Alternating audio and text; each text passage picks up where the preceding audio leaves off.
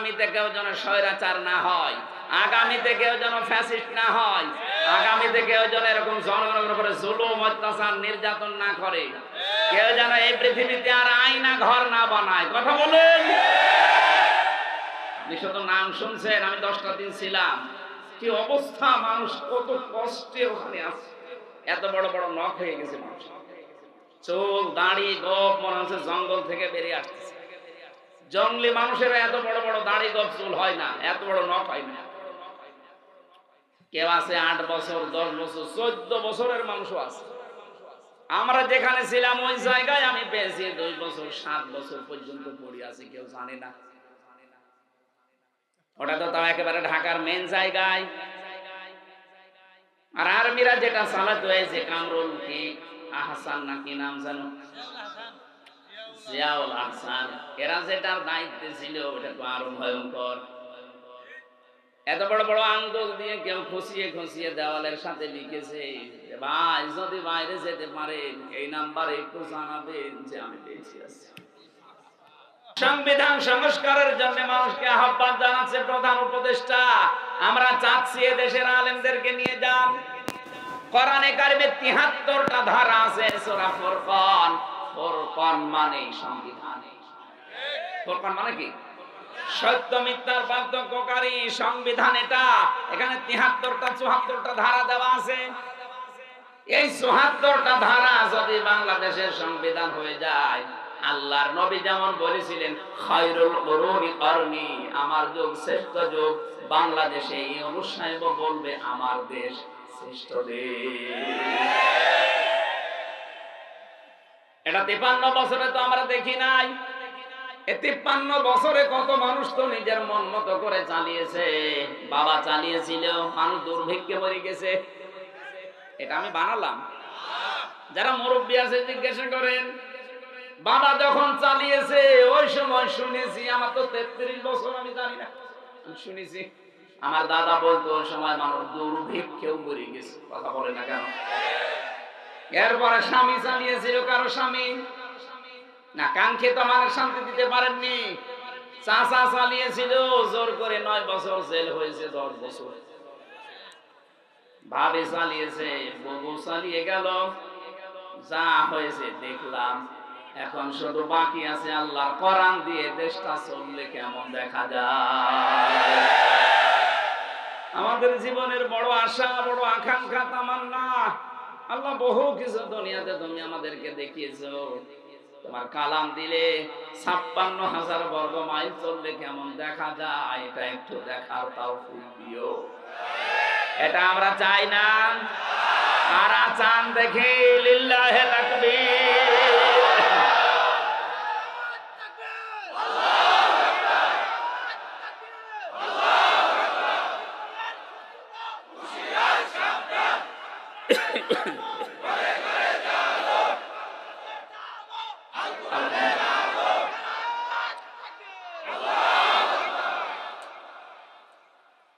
আল্লাহ রাব্বুল আলামিন লূত আলাইহিস সালামের জামানার কথা নবীজিকে মনে হচ্ছে আঙ্গুল দিয়ে দেখিয়ে দিচ্ছে। আপনি দেখেন, যারা আল্লাহর কোরআনের, যারা আল্লাহর আইনগুলো পাল্টিয়ে ফেলেছিল, আল্লাহর আইন ছিল নারী আর পুরুষে বিয়ে হবে, আর ওরা পুরা পাল্টিয়ে পুরুষে বিয়ে করেছে।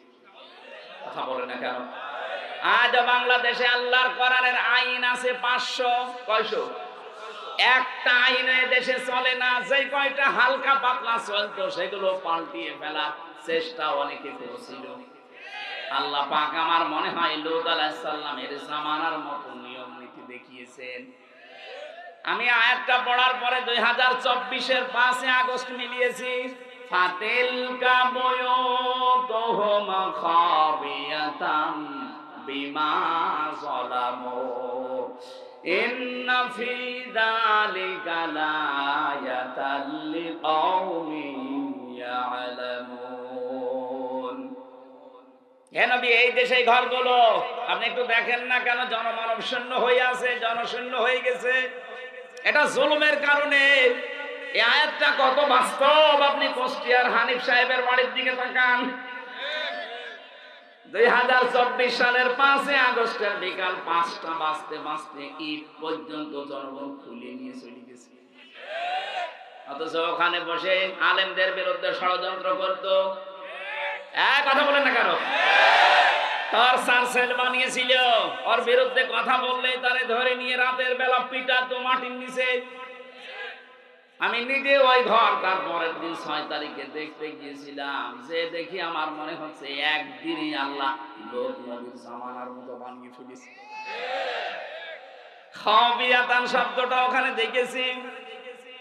ওখানে কিছু কিছু মানুষ যারা দেখতে যায় বলছে, হুজুর এই ঘরটাকে আমাদের মনে হয় এখন জাতীয় টয়লেট বানালে ভালো হয়। কেন বলছে? কেন? আল্লাহ যে বলেছিল খাওয়াবিয়াতাম বিমা যালামু, তাদের জুলুমের কারণে আমি আল্লাহ জনশূন্য করে দেব। পায়খানায় মানুষ থাকে গিয়ে, বলেন। এই জন্য মানুষের মুখ দিয়ে এখন এটা বের হচ্ছে। শুধু এইটাই না, সারা বাংলাদেশের 630টা থানা আছে। এই 630টা থানায় যারা জালেম ছিল তাদের বাড়ি ঘর আমার মনে হয় আল্লাহ পাক তার বান্দা বান্দীদের হাতে সব উজাড় করে দিয়েছে। এখান থেকে যদি আগামী যারা চেয়ারে বসবে, এরা যদি শিক্ষা না নেয়, 5 বছরের ব্যবধানে তাদেরও বাড়ি উজাড় গৃহ হবে। আমি এটা বলার জন্য এই পর্যন্ত আসি। এরপরও যদি কেউ না বোঝেন, এইদিকে আসেন, কানে মুখে বলছেন। আশা করছি আপনি বুঝেছেন।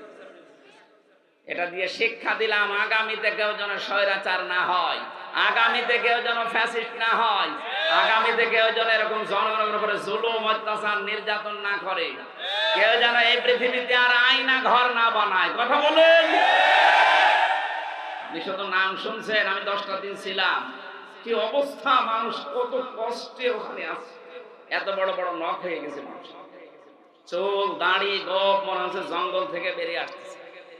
জঙ্গলি মানুষের এত বড় বড় দাড়ি গোপ চুল হয় না, এত বড় নখ হয় না।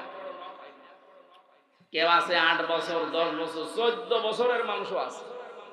আমরা যেখানে ছিলাম ওই জায়গায় আমি পেয়েছি 2 বছর 7 বছর পর্যন্ত পড়ে আছে, কেউ জানে না। ওটা তো তাও একেবারে ঢাকার মেন জায়গায়। আর আর্মিরা যেটা চালাতে হয়েছে, কামরুল কি আহসান নাকি নাম জানো, জিয়াউল আহসান, এরা যেটার দায়িত্বে ছিল ওটা তো আরো ভয়ঙ্কর। এত বড় বড় আঙ্গুল দিয়ে কেউ খুশিয়ে খুশিয়ে দেওয়ালের সাথে লিখেছে, ভাই যদি বাইরে যেতে পারেন এই নাম্বারে একটু জানাবেন যে আমি বেঁচে আছি।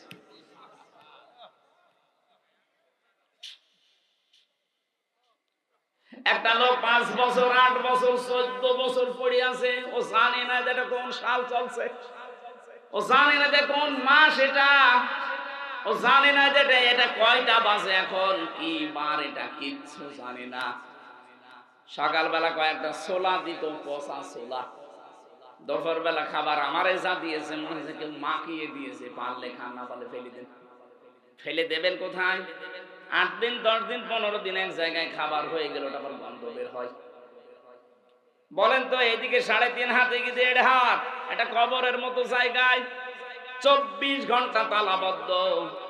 মুফতি ফখরুল ইসলাম আমার সাথে ছিল, আমারে বলছে, হামজা ভাই আপনার সাথে কি করেছে আমি জানি না, তবে আমার এই পায়ের ভেতরে হাত দিয়েছে, এভাবে আমারে বসিয়ে পায়ের ভেতরে হাত দিয়ে, সামনে যে লোহার ব্যারিকেড দেওয়া আছে, লোহার যে চাঙারি টাঙানো আছে, এই শিক দেওয়া লোহার, ওর সাথে হাত দিয়ে হ্যান্ডকাপ দিয়ে আটকে দিয়েছে। আরে ভাই 2 দিন 5 দিন না, বছরের পর বছর 1.5 থেকে 2 মিনিট সময় দিল টয়লেট করার। নামাজ আপনি ইশারায় পড়েন, ওযু থাক আর না থাক, 1.5 মিনিটের ভেতরে টয়লেট করবেন কখন, কখন পানি খরচ করবেন, কখন আপনি ওযু করবেন, কিসের গোসল। আমি 10 দিনই আমার জীবনটা অতিষ্ঠ হয়ে গিয়েছিল। বাকি 3 বছর যাইছিলাম হাসির কন্ডেম ছেলে, তাও তো মানুষ পেয়েছি। আর ওখানে কি অবস্থা, এক একটা ঘর সব আলাদা আলাদা। এত ভয়ঙ্কর জায়গায় যারা দায়িত্ব পালন করত, মাঝে মাঝে ভাবতাম আল্লাহ এরা বাড়ি যে সংসার করে কি করে। এরা তো বাড়ি যায়, বাইরে যায়, যে স্ত্রীর সাথে মেলামেশা করে, এদের তো সন্তানাদি আছে, এরা তো বন্ধু বান্ধবের সাথে মেলামেশা করে, কিভাবে এদের কি বিবেক মরে গেছে। এই দৃশ্যগুলো তো এরা প্রতিদিন দেখে যাচ্ছে। 8 ঘন্টা করে ডিউটি আপনার, আপনি দেখে গেলেন না যে কি করছে একটা মানুষের সাথে? আমার মনে হয়তো ওরা বাইরে এসে মনে হয় লাল পানি খেত অথবা ঘুমের বড়ি খেত, নাই তো ওদের ঘুম আসার কথা না। আর এখন বলে আমি কি করেছি যে আমার পানাল পালানো লাগলো। কি করেছেন মানে? কিচ্ছু করেননি, শুধু আয়না ঘরটার কারণে আপনার শাস্তি হওয়া দরকার। টের পাচ্ছেন? পৃথিবীর ইতিহাস পাল্টিয়ে ফেলেছে। আমি নিজে দেখেছি, এই কারণে সাক্ষী হিসাবে বললাম। তাও তো আমি ভালো জায়গায় ছিলাম। আপনার একটা বিবেকে কি বলে বলে তো? একটা মানুষ, জীবিত মানুষ 2 দিন 5 দিন রাখলেই তো মরে যাওয়ার কথা। 14 বছর পড়ে আছে একটা ঘরের ভেতরে, দুনিয়া আছে কিনা জানি না। এত বড় জুলুম করে যদি কেউ বলে যে আমি কি করেছি, চট করে চলে আসতেছি, আপনি আসে, আপনাকে চট করে আসাচ্ছে। মানুষের বিবেক আছে, বিবেকের উপর মনে হয় কুকুরে পোশাক করছে। এখানে কোরআনে কারিমের এই শব্দটা 100 ভাগ মিলে গেছে। আজ ধানমন্ডির বাড়িতে গিয়েছিলাম, দেখেন কি অবস্থা, খবিয়াতান জনশূন্য করে দিয়েছে। 3 মাসে মনে হচ্ছে ওটার যে অবস্থা, 3 বছর গেলে ওখানে ভূত প্রেতও বাস করবে না। কারণ জুলুম যেখানে সিদ্ধান্ত নেওয়া হয়, জুলুমের দুর্বিসন্ধি করা হয়, ষড়যন্ত্র করা হয়, ওই জায়গাটা আল্লাহর কাছে অভিশপ্ত হয়ে যায়। আপনি আবু জাহেলের বাড়ির দিকে তাকান না, ইন্টারন্যাশনাল পায়খানা বানিয়ে দিয়েছে আল্লাহ, অথচ জায়গাটা অনেক দামি জায়গা, কাবার পাশে। কথা বলেন না কেন? কাবার একেবারেই পাশে, এত দামি জায়গা। আমি 16 সালে যখন হজে গিয়েছি, তাওয়াফ করার পরে উপর দিয়ে ঘুরছিলাম, হঠাৎ দেখে যন্ত্রণা পেটে। এক পুলিশকে বললাম, ভাই এতক্ষণ তো ভালোই লাগছিল, হঠাৎ আমার পেটে সেরকম যন্ত্রণা, এত ব্যথা করছে কেন? পুলিশ আমার দিকে তাকিয়ে ওর ভাষা দিয়ে বলছে, ইয়া হাজি ও হজ্জা তাইনা বিলাদুকা। ও হাজি, দেশ কোথায়? জি তুমি বাংলাদেশ। বাংলাদেশ থেকে এসেছি। আমারে বলছে, হাজি জানেন না এটা কোন জায়গা? না তো। আবু জাহেলের বাড়ি। আপনি এখনো পায়খানা না করে দাঁড়িয়ে আছেন? তাড়াতাড়ি যান। কাজ করে দেখলাম, হ্যাঁ আমার পেটের ব্যথা ভালো হয়ে গেছে। আল্লাহ আমাকে জানাতে চাচ্ছে, হামজা এত টাকা খরচ করে আসলে আর ওই শয়তানের বাড়ি পায়খানা না করে চলে যাবা, তাড়াতাড়ি করো। আমার মনে হয় আল্লাহ এরকম একটা ইতিহাসও বাংলাদেশে তৈরি করতে যাচ্ছে। আমাদের যাদের পেটে ব্যথা হবে, এই জালেমদের বাড়ি ঘর যেগুলো উজাড় হয়ে আছে, জনশূন্য হয়ে আছে, এগুলো তো একদিন না একদিন টয়লেট হয়ে যাবে। মানুষ দেখবেন পেটে ব্যথা হলে যে ওই জায়গায় ওই কাজ করে আসবে। আগামী যারা জালেম হবেন তারা শিক্ষা নেন। কথা বলেন না কেন? এখনো অনেকে থালা হাতে পায়নি, তাই চেষ্টায় আছে যে দাঁড়াও আসে, এই জন্য শিক্ষাটা দিলাম। আপনি এরকম হয়ে যাবেন না। আপনাকে আল্লাহ ইতিহাসে ঘৃণিত নিন্দিত করতে বেশি সময় নেবে না, কারণ পৃথিবীর ইতিহাস এইটাই। আপনি চেঙ্গিস খানের দিকে তাকান, হিটলারের দিকে তাকান, হাজ্জাজ বিন ইউসুফের দিকে তাকান, মুয়াবিয়া রাদিয়াল্লাহু তাআলা আনহুর সন্তান ইয়াজিদের দিকে তাকান। নামগুলো কেমন সুন্দর সুন্দর নাম। হিটলার, কি নাম, কিন্তু খারাপ না। হিটলার, ইয়াজিদ, কত সুন্দর নাম, অথচ নামটা আল্লাহ আজকে গালি বানিয়ে দিয়েছে। জাতির উপরে জুলুম করার কারণে একজন সাহাবীর সন্তানের নাম যদি গালি হয়ে যায়, উনি কিন্তু সাহাবী ছিলেন। কথা বলেন না কেন? তারপরে উনি ওই দেশের কেন্দ্রীয় মসজিদের ইমাম ছিলেন, খুতবা দিতেন। ওনার রাষ্ট্রের প্রায় সব কাজই কোরআন অনুযায়ী চলতো, শুধুমাত্র সরকারি মালের কোনো অডিট ছিল না। যে যে দায়িত্ব পেয়েছিল, ও বাবা শাহজালাল সব হালাল করে চালিয়ে দিত। এই যে আমাদের যেমন আরম্ভ হয়েছিল, এ দরবেশের দিকে তাকালে কে বিশ্বাস করবে যে এত টাকা মারি কাটিং করতে পারে? কথা বলেন। ওদের সরকারের দায়িত্ব ছিল, প্রধানমন্ত্রীর উপদেষ্টার ভেতরে একজন। আপনি চিন্তা করতে পারেন, এত বড় বড় দাড়ি, ওর মনে হয় যত জায়গায় যত চুল আছে সব সাদা। এক কথা বলছেন না কেন? মাথা থেকে শুরু করে পা পর্যন্ত প্রায় সবই সাদা। যেগুলো সাদা নেই সেগুলো সাদা পোশাক পরতো। এত সাদা ধবধবে মানুষ, অথচ এখন বের হচ্ছে সে নাকি অন্যের বউ নিয়ে আল্লাহর রাস্তায় চলে গেছে। 7টা ব্যাংক থেকে 36,000 কোটি টাকা আপনি এক জীবনে গণনা করেও শেষ করতে পারবেন না। পদ্মা সেতুর মতো এত বড় ব্রিজ বানাতে মাত্র 32,000 কোটি টাকা খরচ। না, এত লাগে না।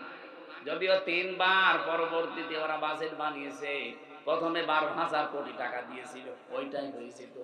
বাকি টাকাগুলো সব মারিং কাটিং করে বাইরে পাঠিয়েছে। আপনি একটু খোঁজ নিয়ে দেখেন বাইরের ব্যাংকগুলোতে, আপনি দেখবেন যে মানুষগুলো পালিয়ে গেছে। অধিকাংশ মানুষের টাকা ওই ব্যাংকে যে পাবেন। আমি 5 তারিখের পরে 9 তারিখ না 10 তারিখের দিকে গিয়েছিলাম সিঙ্গাপুরে, মালয়েশিয়া। এই দেশগুলোতে যেখানে যাই নামতাম, নামার পরে হোটেলে উঠলে দেখতাম আল্লাহর ওলি নামতেছে। কি গো, হুজুর দোয়া করেন। দোয়া করবো মানে এই 4 তারিখে চলে এসেছি, আল্লাহ কপাল ভালো, আমার বড় শয়তানের সাথে দেখা হয়েছিল সিঙ্গাপুরে। যে হোটেলে থাকতাম গিয়ে দেখি কয়েকটা শয়তান আগে উঠে বসে আছে, এমন ভাবে আছে কেউ জানে না। মালয়েশিয়া অনেকগুলো তো পেয়েছিলাম। আমার বলার বিষয় ছিল আমরা যেন শিক্ষা নিতে পারি কোরআনের আয়াত থেকে।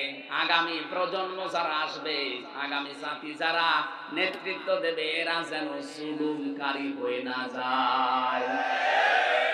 আপনার নাম যত সুন্দর হোক, আপনাকে আল্লাহ ইয়াসিদের মতো বানিয়ে দেবে, কেউ আপনার নামও রাখবে না, কারণ এটা গালি হয়ে যাবে। একটা হিন্দুকে যদি বলেন ভাই ছেলে হয়েছে 5,000 টাকা দেব, নাম রাখেন ইয়াজিদ, বলবে ইয়ার কি মারেন। ইয়াজিদ একটা নাম হইলো এত গালি, অথচ নামটা ভালো না। বলেন, ইয়াজিদ একটা সাহাবীর নাম যদি গালি হয়ে যায়, তো জাতির পিতা নাম দিয়েছেন, তার মেয়ের নাম তো গালি হবে একাধিক। আমার মনে হয় এখনই বাংলাদেশে যে অবস্থা, কেউ আর ওই নাম ঘৃণা করে মুখে উঠতে চাচ্ছে না। এটাই পৃথিবীর ইতিহাস। আপনিও থাকবেন না 100 বছর পর, আমিও থাকবো না। এমন কিছু করি না যায় যে আমি মরণের পরে আমার বাড়ি ঘর পর্যন্ত পায়খানা হয়ে যাচ্ছে। ওখানে যেন অন্তত বসবাস করার অন্তত অবস্থা যেন থাকে। কোরআনে কারীম যারা শুনতে এসেছিলেন, তাদের যতগুলো দায়িত্ব বলেছি, মনে আছে একটাও? কয়টা বলেন তো? 6টা। বলেন বলেন।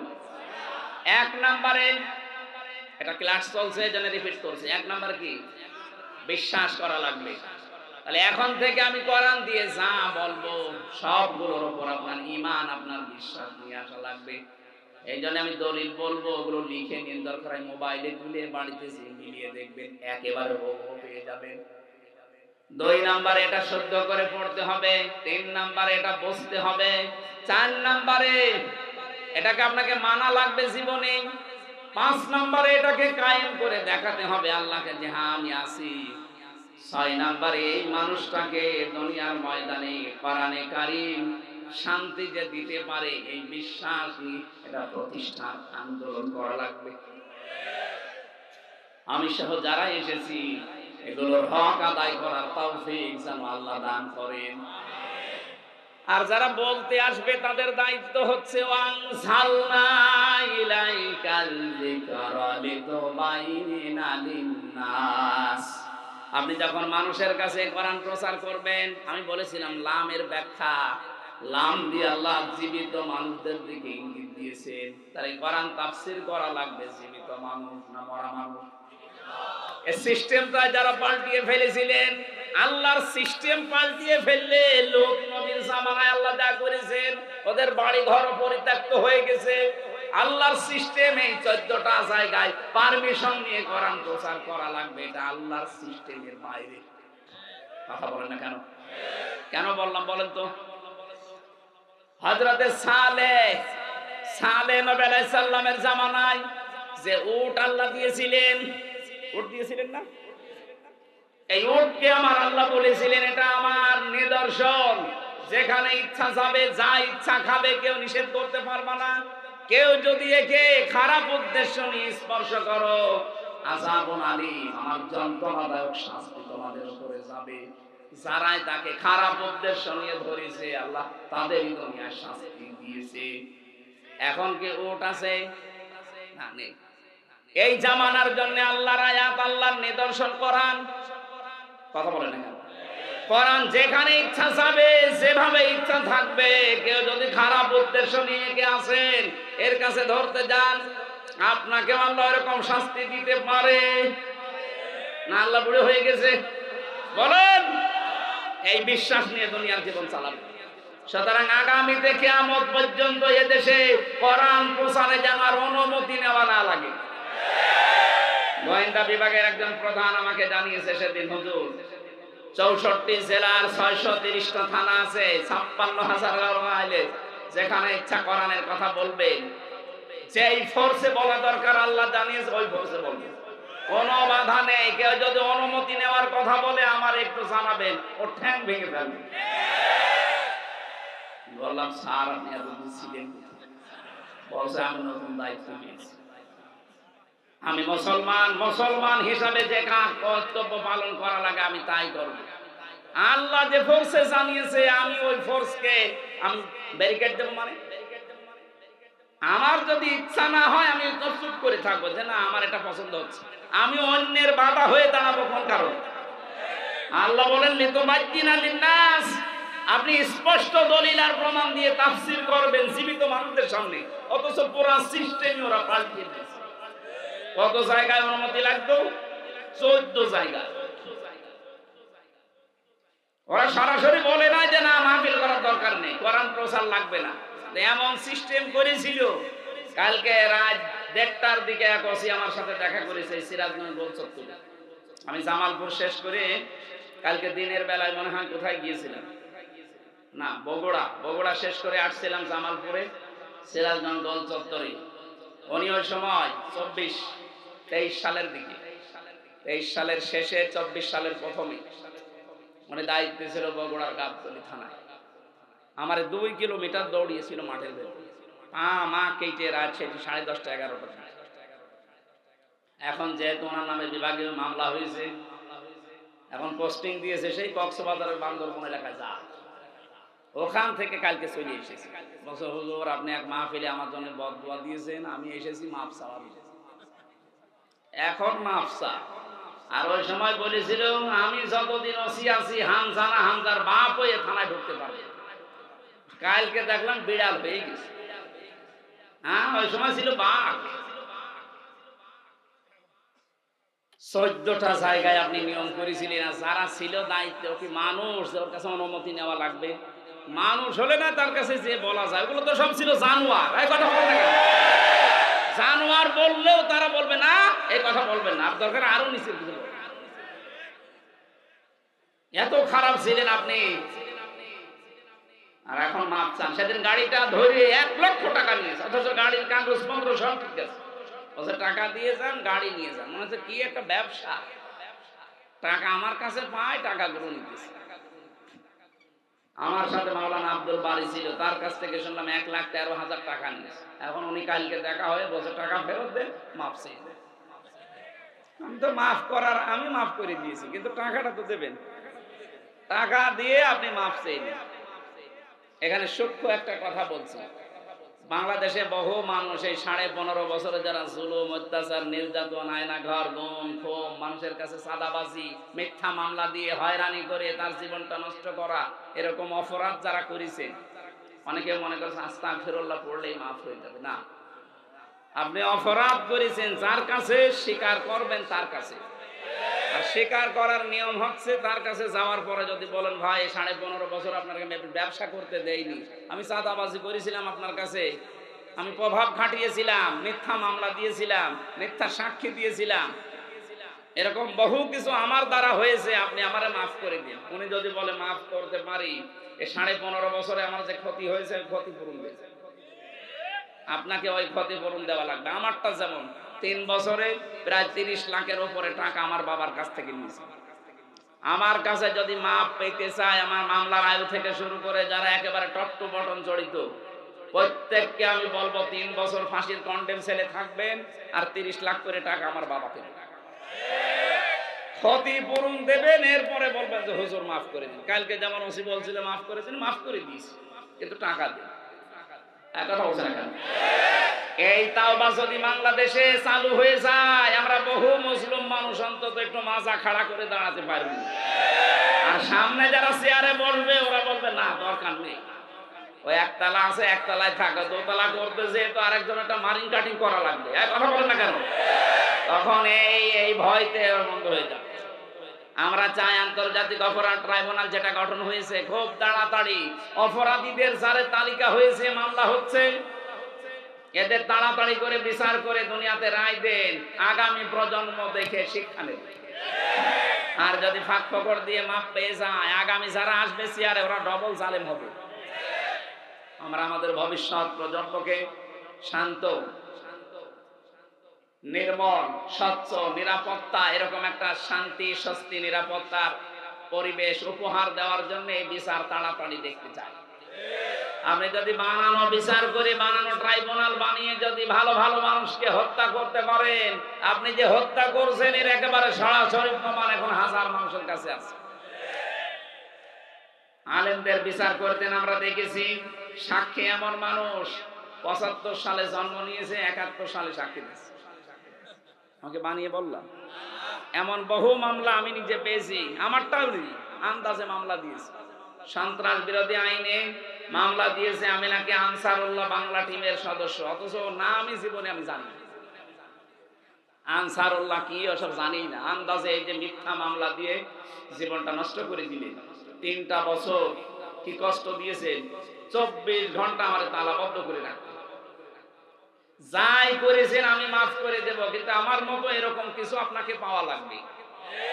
এক কথা বলেন না কেন? আপনারা বিচার করেছিলেন সাক্ষী বানিয়ে বানিয়ে নিয়ে, কারণ আমার নিজেকে নিয়ে বলছে 50টা মামলা দেব যদি 10 লাখ টাকা না দেন। মামলা কি আপনার কাছে আছে? না, আমরা বানাবো। কি দেশে বাস করতাম দেখিস, মনে হচ্ছে ওরা টাকা কামাই করা মেশিন ধরিস। শুধু আমি একা, এরকম বহু মানুষ দেখেছিল না? যাদের এরকম করেছেন তাদের কাছে মাপ চান। তারা যদি বলে ক্ষতিপূরণ দেওয়া লাগবে, ক্ষতিপূরণ দেন। যার যা ক্ষতি করেছেন আপনি তো জানেন, ক্ষতিপূরণ দেন। এরপরে বলেন আস্তাগফিরুল্লাহ। এক ওসি পেয়েছিলাম জেলখানায়, আমার কাছে এসে বলছে হুজুর আমার এই তাওবাটা একটু দেখেন তো কিভাবে। বলছে আমি যখন ওসি ছিলাম ওই সময় আমার লোকজন নিয়ে রাত 12টার পরে ভোট কাটা আরম্ভ করলাম, ফজর পর্যন্ত এই কাজ করার পর বাক্সগুলো সব জমা দিয়ে দিলাম। পরে ফজরের আজান দিলে গোসল করলাম, ওযু করার পর 2 রাকাত নামাজ পড়ে বললাম আস্তাগফিরুল্লাহ। হুজুর আমার এই তাওবা হয়েছে, এই তাওবা হয়েছে। আমি বললাম না তাওবা হয়নি, এটা ইয়ার কি হয়েছে। আপনি কি আল্লাহর কাছে অপরাধ করেছেন যে আস্তাগফিরুল্লাহ পড়ছেন? আপনি তো অপরাধ করেছেন হামজার কাছে। আমার মতো 3.5 লাখ 4 লাখ হামজা লাগে একটা এমপি বানাতে। এক কথা বলেন না কেন? আর আপনি সব রায় বাদ দিয়ে নিজে নিজে রায় দিয়ে আপনি এমপি বানিয়ে দিলেন। দিনের ভোট রাতে করে ফেললেন। এক কথা বলেন না কেন? আপনার মাফ হবে এই 3.5 থেকে 4 লাখ হামজার কাছে যে বলা লাগবে। কিন্তু ভয়ঙ্কর বিষয়, আপনি যাদের কাছে বলবেন, আপনি তো জেলে পড়ে আছেন কয় বছর, 1 বছরে অনেক হামজা দুনিয়া থেকে বিদায় দিয়েছে, তাদের কাছে আপনি মাফ চাবেন কি করে? তার মানে আপনার মাফ নেই। এরকম যে বহু মানুষের মাফ হবে না এদেশে নেই। আগামীতে যারা আসবেন তারাও চিন্তা ভাবনা করবেন, কারণ বহু মানুষ কিন্তু প্রতিদিন মারা যাচ্ছে, আপনি কিন্তু মাফ চাইতে পারবেন না। এজন্য সুষ্ঠুভাবে দেশে আবার মানুষের হাতে আসুক, আবার যেন অবৈধ কোনো কায়দায় কেউ না বসে পড়ে। এক কথা বলেন না কেন? ফাঁক ফকর দিয়ে চলে যাবেন না, চিন্তা ভাবনা করে যেগুলো আছে 15.5 বছরের জঞ্জাল এগুলো সব দূর করে ওই জায়গায় ভালো ভালো মানুষকে দেন। এজন্য একটা শান্ত, নির্মল, একটা সুস্থ পরিবেশ দরকার। যারা দায়িত্বে আছেন সম্মানজনক একটা সময় নিয়ে সংস্কার করে খুব তাড়াতাড়ি নির্বাচনের মাধ্যমে নির্বাচিত প্রতিনিধির হাতে দেশটা তুলে দিন। নাই তো এই যে ষড়যন্ত্র বাইরে চলছে এখন, ওরা দুই বোন মিলে পালিয়েছে, ওনারা এখন এই সুর বানাচ্ছে মানুষের কাছে, বিশ্বের মোড়লদের কাছে শোনাচ্ছে যে আমরা নির্বাচিত ছিলাম, আমাদেরকে উৎখাত করা হয়েছে। এত বড় ডাহা মিথ্যা কথা একটা হাসি মানুষ বলতে পারবেন? সে পাঁচে হোক আর যাই হোক, হ্যাঁ হস তো করিস। এত বড় ডাহা মিথ্যা কথা আপনি বলেন কি করি? একটা ঘোড়াকে যদি জিজ্ঞাসা আসবে বলে এই 15.5 বছরে নির্বাচন হয়েছে, কিসের নির্বাচন? কথা বলেন না কেন? 15.5 বছরে নির্বাচনই হয়নি আর আপনি এখন মিথ্যা ছড়াচ্ছেন যে আমি নির্বাচিত ছিলাম।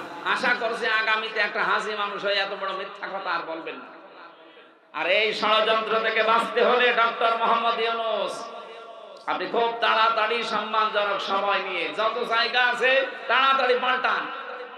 1628টা চেয়ার ছিল এই দেশে, প্রত্যেকটা ছিল জালেম, প্রত্যেকটা পাল্টান। এক কথা বলেন না কেন? প্রত্যেকটা চেয়ার পাল্টিয়ে নতুন মানুষ এখানে বৈষম্যের শিকার হয়ে যারা ছিল তাদেরকে নিয়ে আসেন। এই যে নাটোরের এসপি সাহেবকে দিয়েছে, 15.5 বছরের লোকটা বৈষম্যের শিকার হয়েছে, আজকে দায়িত্ব পেয়েছে। এরকম মানুষকে আপনি নিয়ে এসে এতদিন যারা জুলমের শিকার ছিল, বৈষম্যের শিকার ছিল, তাদেরকে নিয়ে এসে তাদের জায়গা মতো বসান। দেখবেন এই জায়গাগুলো যদি 1628টা চেয়ার হযরত ওমরের মতো মন মানসিকতা সম্পন্ন মানুষ বসতে পারে, এই দেশ একটা মিনি জান্নাত হয়ে যাবে। এক কথা বলেন না কেন? আমরা এইটাই তো চাচ্ছি, নাকি নাকি যারা আছে এরা এখন তড়িঘড়ি করে নির্বাচন দিয়ে দিক, আবার দিনের ভোট রাতে হয়ে যায় না, কখনো এটা হতে দেওয়া যাবে না। আল্লাহ আমাদেরকে বুঝদান করুন। সুতরাং আমরা জীবিত মানুষদের সামনে এখন কোরআন প্রচার করতে চাই, যেন কোনো বাধা আর কিয়ামতের আগে দেশে না আসে। আমার তো দায়িত্ব এখন স্পষ্ট ভাবে বলা, আর আপনার দায়িত্ব কি? বলা আল্লাহুম ইয়াতাফাক্কারুন। এই কথাগুলো শোনার পরে বাড়ি গিয়ে চিন্তা ভাবনা করবেন। আজকের আমার আলোচনার বিষয় এই যে দ্বীন শব্দটা নিয়ে ভ্রান্ত ধারণা আছে বাংলাদেশে, ভারত আর পাকিস্তান। আমি বিশ্বের যে কয়টা দেশই ঘুরেছি, অন্যান্য দেশের দ্বীন নিয়ে এমন ঝামেলা পাই না। অথচ এই 3টা দেশে যত রকমের ভেজাল, ঝামেলা, সমস্যা এই দ্বীন শব্দ নিয়ে, এটা যদি আমাদের কাছে ক্লিয়ার হয়, পরিষ্কার হয়, এদেশে দ্বীন কায়েম করার পথ আরো সুগম হবে। এই জন্য এই বিষয়টা বেছে নিলাম। সূরা আলে ইমরান 83 নম্বর আয়াত, খুব ভালো করে শুনবেন, নাকি বাড়ি চলে যাবেন? শুনবেন তো, এখন শুনবেন তো? জবান খুলে কোরআনের সোনালী আয়াত পড়ে। আউযু বিল্লাহি মিনাশ। মেহমান কি আসবে কয়টায়? সাইদি সাহেবের ছেলে আসবে কয়টায়? একটা সময় তো বলবেন না। এখানে আছে? আরে ভাই একটা সময় আন্দাজ বলা লাগবে। হ্যাঁ ঠিক আছে, একটু লিখে এখানে লিখে দিবেন। বিসমিল্লাহির রহমানির রহিম। এই এটা তো হলো না, আপনি কথা দিলেন কি আর করছেন কি? এই ছেলে কোথায় যান? কোথায়? শুধু পোশাক পায়খানার বিড়ি খাওয়া ছাড়া কেউ যেতে পারবে না। বিড়ি খেতে চান না? বিড়ি না, অনেকের এমন নেশা, না খেলে মনে হয় যে প্রাণ হয়ে যাচ্ছে। এরকম যাদের অভ্যাস তারা আস্তে করে খেয়ে আবার শুয়ে যাবে। আফা গায়রা দীনিল্লাহি ইয়াবগুন ওয়ালাহু আসলামা মান ফিস সামাওয়াতি ওয়াল আরদ তাওআন ওয়া কারহান ওয়া ইলাইহি ইরজাউন।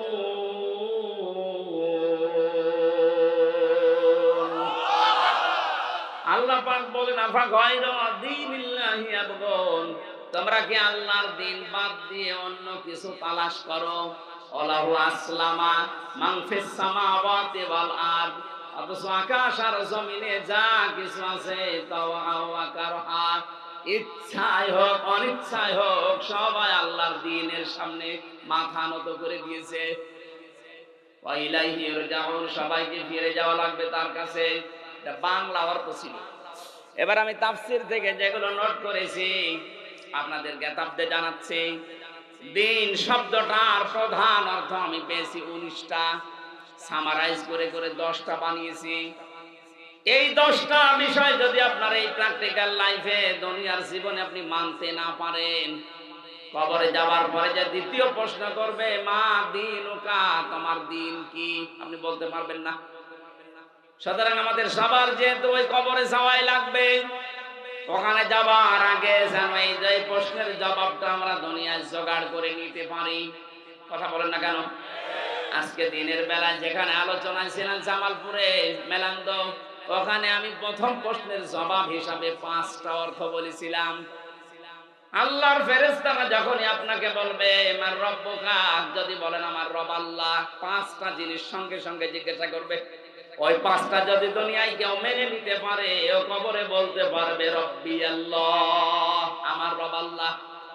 আজকে দ্বিতীয় প্রশ্ন এখানে করছি, কালকে কুমিল্লায় আছে 3 নাম্বার প্রশ্নের উপরে কথা বলবো। মান হাজার রজুল, এই লোকটা কে ছিল? ওখানে প্রায় 17টা পয়েন্ট আছে, ওর উপরে কালকে আমি কুমিল্লায় আলোচনা করব। এখন আলোচনার বিষয় দিন শব্দটা যদি বলতে যাই যে দিন ওনাল ইসলাম, তাহলে কয়টা জিনিস মানা লাগবে? 10টা। বলেন।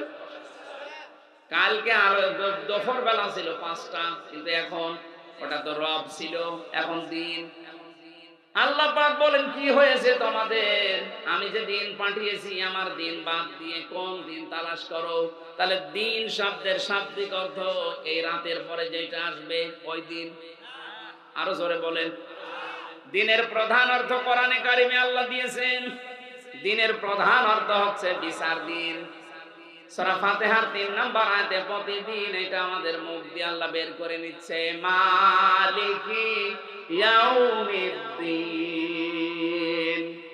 জবান খুলে আয়াতটা একবার পড়েন, মালিকি ইয়াউমিদ্দিন।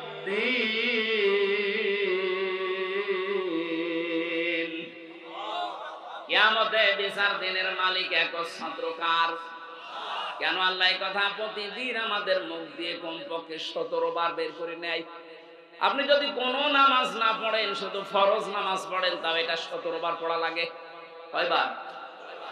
প্রতিবারে সূরা ফাতিহা পড়া লাগে না? ফাতিহা পড়লেই তো 3 নাম্বার আয়াত এটা চলে আসে, মালিকি। এই জবান খোলেন না কেন? মালিকি। যতবার পড়বেন প্রতিটি অক্ষরে 10টা করে নেকি জমা হয়ে যাবে আমলনামায়। জবান যাদের আছে আকাশ বাকাশ মুখরিত করে বলেন, মালিকি ইয়াউমিদ্দিন। তাহলে দিনের প্রথম অর্থ হচ্ছে বিচার দিন। কোন দিন? এই দিনকে আপনি কিভাবে বাস্তবে নিয়ে আসবেন? কোরআনে কারীম বিশ্ব নবীকে আল্লাহ আদেশ দিচ্ছেন প্রশ্নবোধক চিহ্ন দিয়ে, আরাআইতাল্লাযী ইউকাযযিবু বিদ্দীন। হে নবী, আপনি কি ওই মানুষগুলোকে দেখেছেন যারা কিয়ামতের দিন বিশ্বাস করে না? বিচার ব্যবস্থা যে একটা দিন আছে, 50 আলফা সানা মিম্মা তাউদ্দুন, যেটা বিশাল লম্বা, 50,000 বছরের মতো লম্বা হবে এই দিনটা। আপনি কি ওই মানুষগুলোকে দেখেছেন যারা এই দিন বিশ্বাস করে না? নবীজি বলেন, কই, আমার তো সামনে পড়ে না। যাদেরই দেখি মনে হয় যে বিশাল, এত দিন মানালো। আল্লাহ পাক বলেন না, কয়েকটা গুণ আপনি দেখবেন, যদি দেখেন এগুলো তাদের চরিত্রের সাথে মিলে যাচ্ছে, তখন আপনাকে আমি বলে দিলাম ওই মানুষগুলো দিন বিশ্বাস করে না, কিয়ামত বিশেষ করে। ফাযালিকাল্লাযী ইয়াদউল ইয়াতীম। আল্লাহ পাক বলেন প্রথম দিনের বিশ্বাসী না, কিয়ামত বিশ্বাস করে না, মুখে বললেও ওদের অন্তরে বিশ্বাসটা নেই। তারা কারা? যারা এতিমের গলায় ধাক্কা দেয়, মিসকিনকে যারা খাবার দিতে চায় না। বলেন তো, এই যে 2টা গুণ বললাম বাংলাদেশে বহু মানুষের ভেতরে আছে, অথচ তারা মুখে কিন্তু বলে যে কিয়ামত বিশ্বাস করি। আপনি কিন্তু কবরের ভেতরে বলতে পারবেন না দিন ওনাল ইসলাম, আমার দিন ইসলাম বলতে পারবেন না, কারণ প্রথম নাম্বার অর্থে আপনি ধরা খেয়ে যাচ্ছেন। কথা বলেন না কেন? আমি আশা করছি সহজ আপনি বুঝে ফেলেছেন। যাদের জীবনে এরকম আসবে হবে চরিত্র যে এতিমের গলায় যারা ধাক্কা দেয়, এতিমকে খাবার দেয় না, মিসকিনকে খাবার তো দেয় না, খাবার দেওয়ার জন্য উৎসাহ যোগায় না। ওরা নামাজ পড়তে পারে, রোজা রাখতে পারে, বিশাল পর্দা করতে পারে, কিন্তু কিয়ামত বিশ্বাস করে না।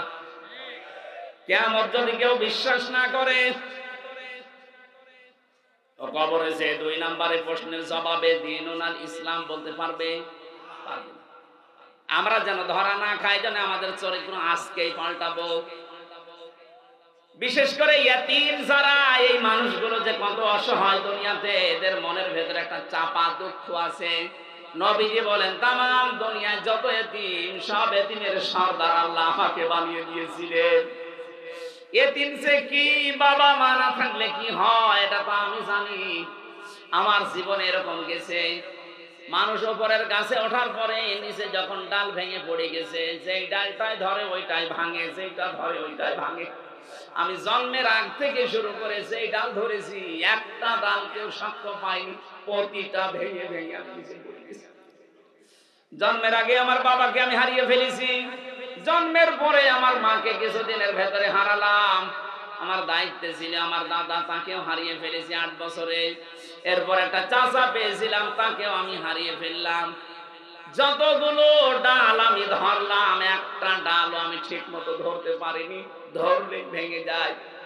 এতিম যারা আছেন দুনিয়াতে, আপনি শুকরিয়া আদায় করবেন কিয়ামতের দিন। বিশ্ব নবী নিজে বলবেন আমি এতিম ছিলাম, আসো আমার কাছে।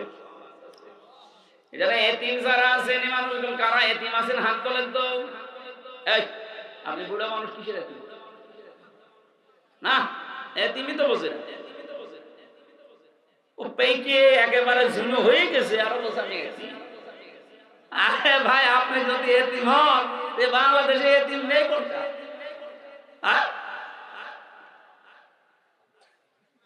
কিছু কিছু মানুষ দেখতাম যারা যদি বোন পালিয়ে গেছে, ওরা কথা বলার আগে বলতো আমাদের কেউ নেই, কেউ নেই, আমরা এতিম না। এটা মিথ্যা কথা। এতিম তো হবে শিশু বয়সে, যাদের বাবা মা হারিয়ে যায়, যাদের বাবা মা মারা যায় ছোট বয়সে। ছোট বলতে এখানে 1 থেকে সর্বোচ্চ 15 বছর হতে পারে। এই 15 বছরের আগে যাদের বাবা মা মারা গেছে, এদেরকে আপনি এতিম হিসাবে গণ্য করতে পারেন। আপনার বয়স যখন 70 বছর, আপনি কিসের এতিম?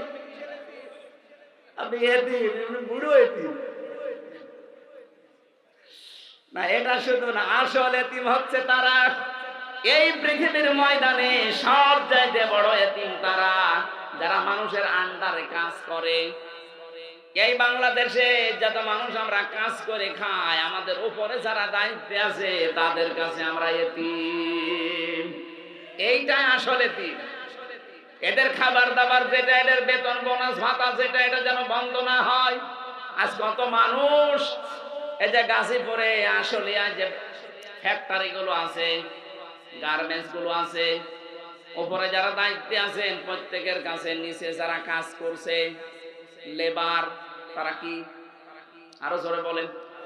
এই মানুষগুলো সব তো আপনার কাছে এতিম। সেই রংপুরের কুড়িগ্রাম, লালমনিরহাট, ওই সেই রমারি রাজীবপুরে এলাকা থেকে মেয়েরা অসহায় ওই সমস্ত জায়গায় আসে। ওরা এই দুর্বলতার সুযোগ নিয়ে অনেক অফিসার পর্যন্ত তাদের চরিত্র হরণ করে।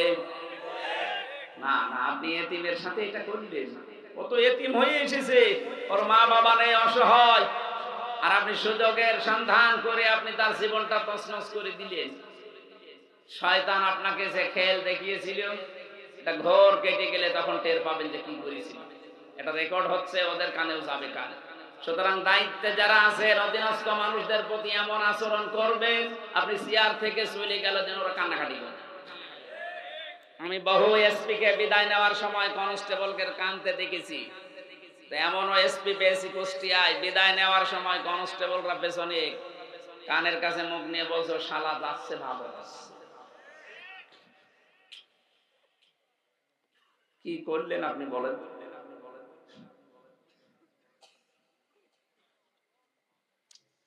আমার ভাইরা, কিয়ামতের দিনের প্রথম অর্থ আল্লাহ কেন দিয়েছেন? কারণ কিয়ামতের এই দিনটা নিয়ে বাংলাদেশে অনেকেই ব্যবসা করে খাচ্ছে।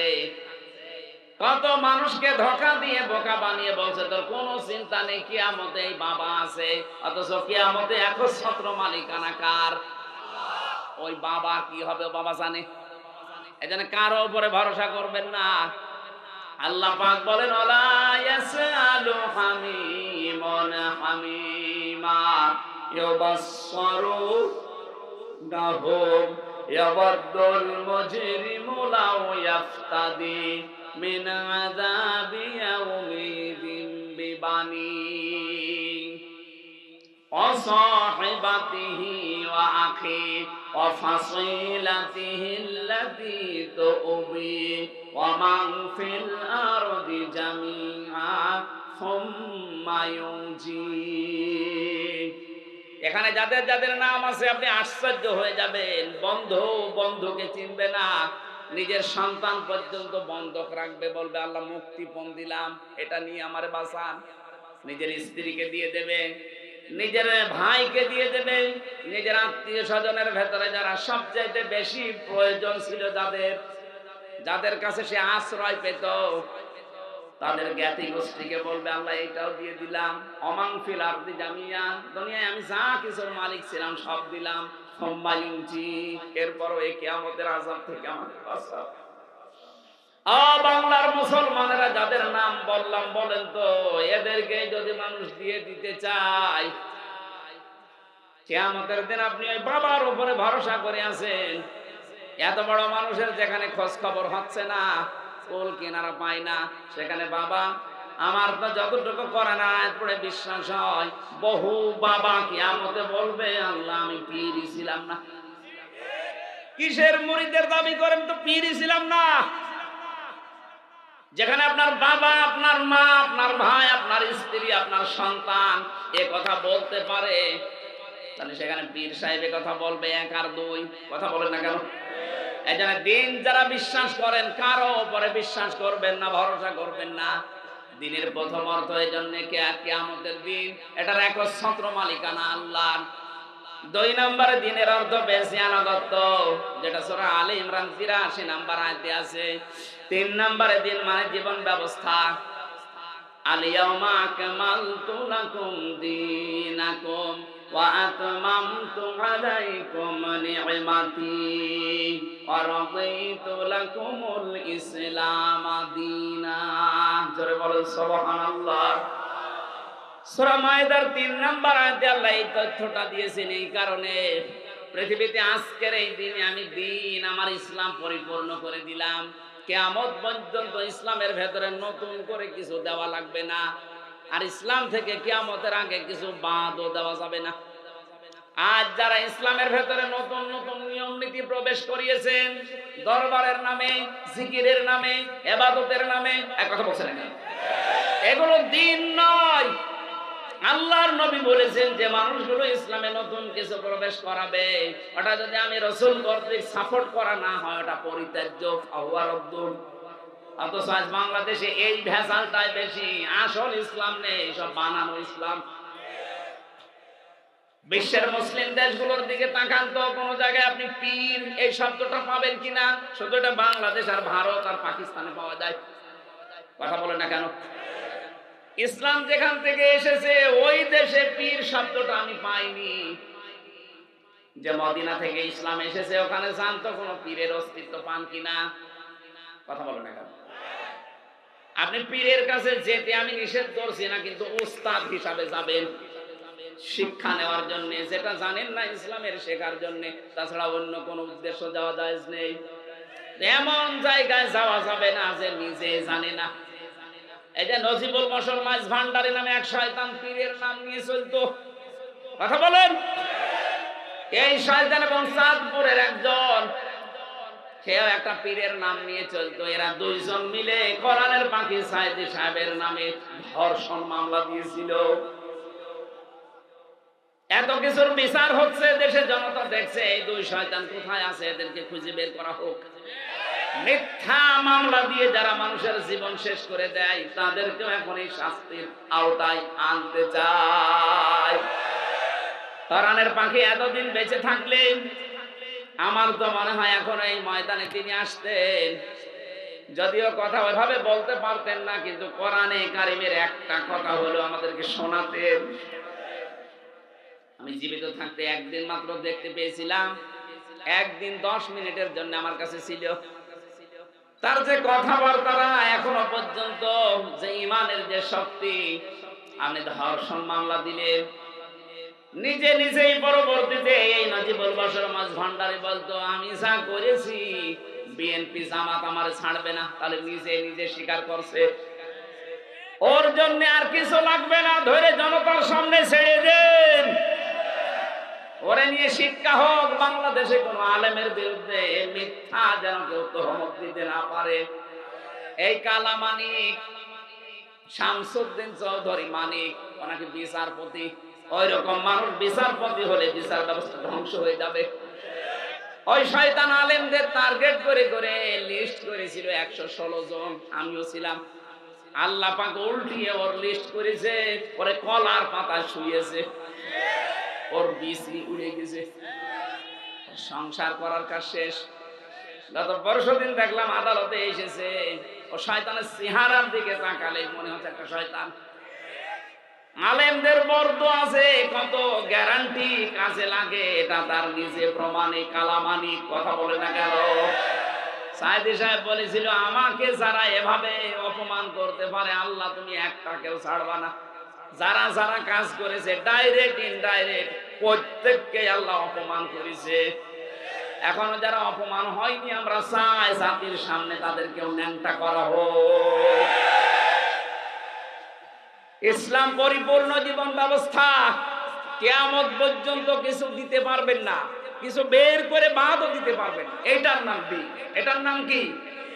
এই দিনটা যদি কেউ না মানেন তাহলে আপনি মার রব্বকা ওয়া মান নাবিয়্যুকা দ্বিতীয় নম্বর বলতে পারো না, 3 নাম্বার 4 নাম্বারটায় আসো। এটা সূরা মুমিনের 26 নম্বর আয়াতে আছে, রাষ্ট্রীয় বিধান। এটা আজ আমরা অনেকেই রাজনীতি মনে করে এড়িয়ে যাই। ফেরাউন বুঝেছিল, আকালা ফিরাউন দারুনি আকতুল মূসা ওয়া লাদউ রাব্বা। আল্লাহ পাক বলেন ফেরাউন ওই সময় বলেছিল আমাকে ছেড়ে দাও, আমি মূসাকে হত্যা করব, সে তার রবকে ডাকো, কারণ আমি দেখতে পাচ্ছি সে আমার রাষ্ট্রের নিয়ম নীতি। এখানে দিন শব্দ আছে, দিন মানে ফেরাউন বোঝাতে চেয়েছিল রাষ্ট্রের নিয়ম নীতি আইন কানুন। আমার মনে হচ্ছে মূসা পাল্টিয়ে ফেলবে। তাহলে দিন মানে শুধু ধর্ম না, দিন মানে শুধু কিয়ামতের দিন না, দিন মানে শুধু আনুগত্য না, দিন মানে রাষ্ট্রীয় বিধান। তাহলে এই দেশে যদি কেউ দিন মেনে চলতে চায়, দিনকে রাষ্ট্রীয় বিধান হিসাবে দেখার দরকার নেই। এটাই তো আমরা দেখাতে চাই। আপনার চাইতে কোরআন আমি বুঝেছি, এই জন্যই তো দিন মানে রাষ্ট্রীয় বিধান নিয়ে যেতে চাই। এটা যারা মানতে চান না,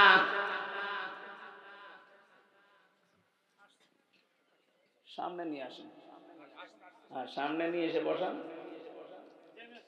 সুবহানাল্লাহ আলহামদুলিল্লাহ লা ইলাহা ইল্লাল্লাহ সুবহানাল্লাহ। মনে আছে গো? এই আমার জেলে থাকা অবস্থায় যে কটা বই আমি খুব করেছিলাম সব তো লিখতে পারি নাই, বাইরে এসে এগুলো আজ 3-4 দিন আগে ছেড়েছে। এই বইটা সৃষ্টি জগতের সূচনা, খুব তথ্য দেওয়া আছে।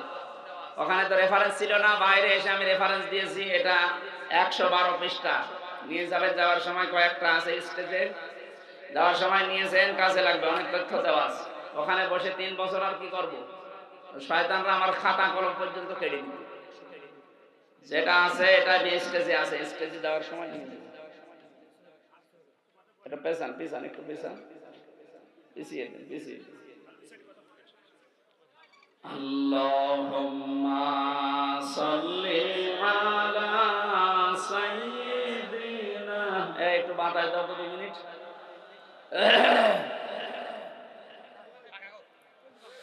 ওয়া আলি সাইয়্যিদিনা মাওলানা মুহাম্মদ।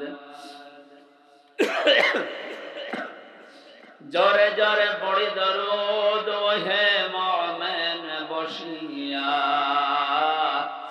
আমাদের দরুদ শোনেন নবীজি রওজা পাকে শুইয়া। সাল্লি আলা মাওলানা মুহাম্মদ ওয়া আলা আলি সাইয়্যিদিনা মাওলানা মুহাম্মদ। আমার ভাইরা 5 নাম্বার, ঠিক আছে এখন না, পরে শেষ করি। 5 নাম্বারটা পেয়েছিলাম, দিন শব্দের অর্থ হচ্ছে স্থায়ী শান্তি। দিন মানে শুধু শান্তির শব্দ আল্লাহ দেয়নি, স্থায়ী শান্তি। কোরআনে কারিমে সূরা শূরার 13 নম্বর আয়াতে আল্লাহ এই তথ্যটা দিয়েছেন, শারআ লাকুম মিনাদ-দীনি মা ওয়াসসা বিহি নূহা ওয়াল্লাযী আওহাইনা ইলাইকা ওয়া মা ওয়াসাইনা বিহি ইব্রাহিম ওয়া মূসা ওয়া ঈসা আন আকিমুদ-দীন ওয়া লা তাতাফাররাকু ফীহি। আয়াতের ভেতরে যতগুলো তথ্য আছে সব চাইতে গুরুত্বপূর্ণ এই শেষের শব্দটা, একটু ভালো করে শুনুন।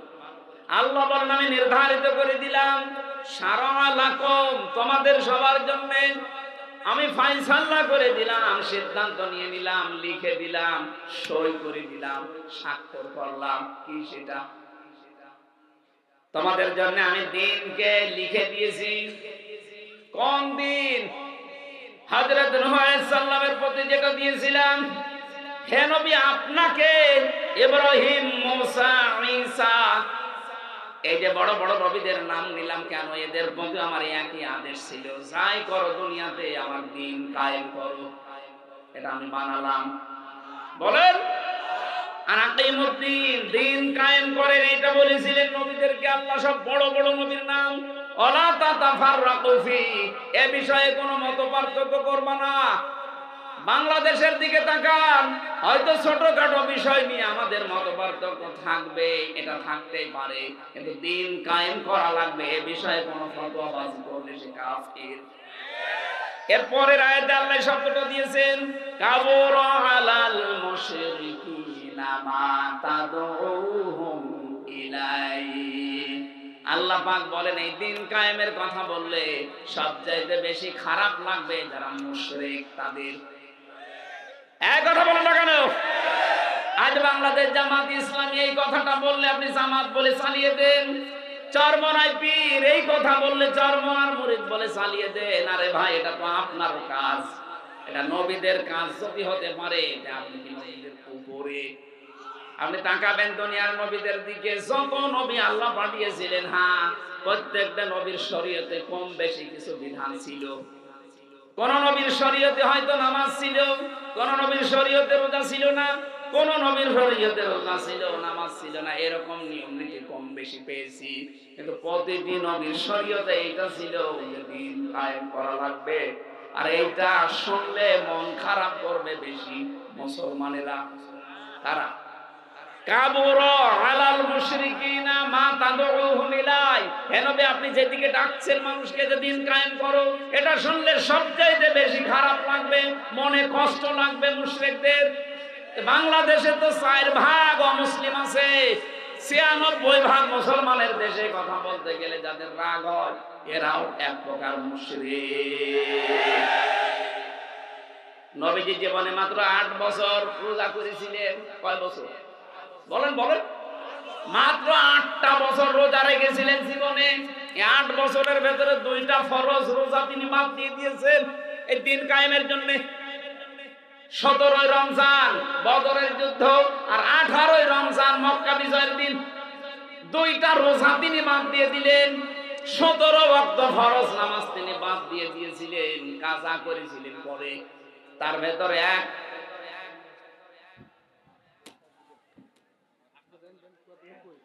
লিল্লাহি তাকবীর।